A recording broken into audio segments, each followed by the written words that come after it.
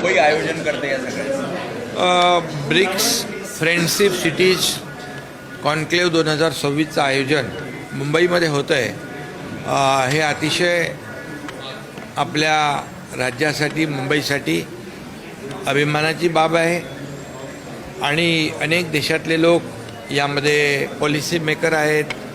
नवीन technology आहे, नवीन नवीन ideas आहेत आणि एकमेकाला इथे कॉन्फरन्समध्ये शेअर करतील, एकमेकाशी चर्चा होईल आणि त्यामध्ये जे आता क्लायमेट चेंज आहे, ग्लोबल वॉर्मिंग आहे आणि सस्टेनेबिलिटी आहे, रेझिलियन्स आहे, या सगळ्या ज्या काही गोष्टी आहेत या जागतिक दर्जावरच्या सगळ्या समस्या आहेत आणि मग त्यातून आपल्याला कसा मार्ग काढायचा यासाठी ब्रिक्सनी आयोजित केलेली ही कॉन्फरन्स महत्त्वाची आहे आणि लोकांना जीवनमान जे आहे लोकांचं पोल्युशन फ्री कसं करता येईल, ट्रॅफिक फ्री कसं करता येईल आणि सस्टेनेबल पर्यावरणपूरक कसं करता येईल आणि मग त्याच्यामध्ये कनेक्टिव्हिटी आली, इन्फ्रास्ट्रक्चर आलं, सगळंच आलं,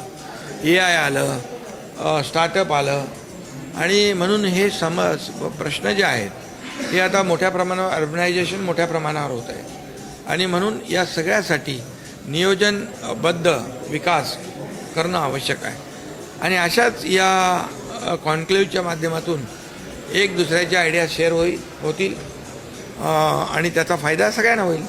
ये तो हिस्टोरिकल ऐतिहासिक क्षण होगा. हमारे देश के आदरणीय यशस्वी एवं लोकप्रिय प्रधानमंत्री इस बार लाल किले से वंदे मातरम कहेंगे.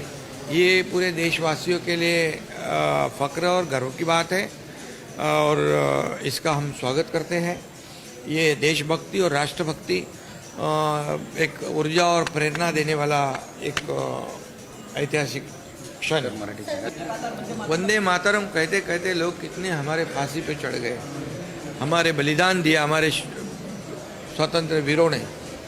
अभी ऐसे ही स्वातंत्र्य नहीं मिला है, इसलिए इसके लिए ये वंदे मातरम कहते कहते फांसी पे चढ़ गए हमारे स्वतंत्र वीर और इसलिए ये हमारे देश के लिए एक देशभक्ति, राष्ट्रभक्ति का एक और सभी लोगों को प्रेरणा और ऊर्जा देने वाली बात है. तो इसलिए किसी ने इसका विरोध नहीं करना चाहिए, सभी ने ये कहना चाहिए.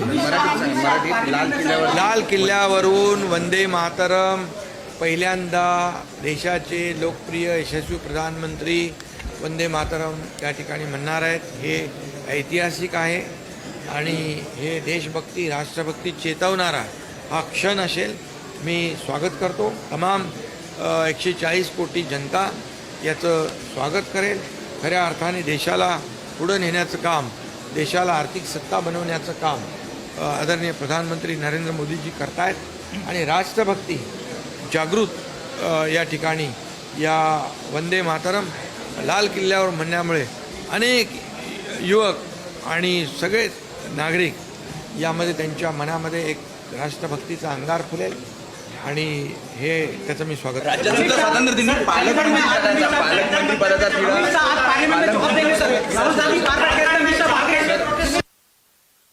आपल्या परिसरातील बातम्या आमच्यापर्यंत पोहोचवण्यासाठी स्क्रीनवर दिलेल्या क्रमांकावर संपर्क साधू शकता.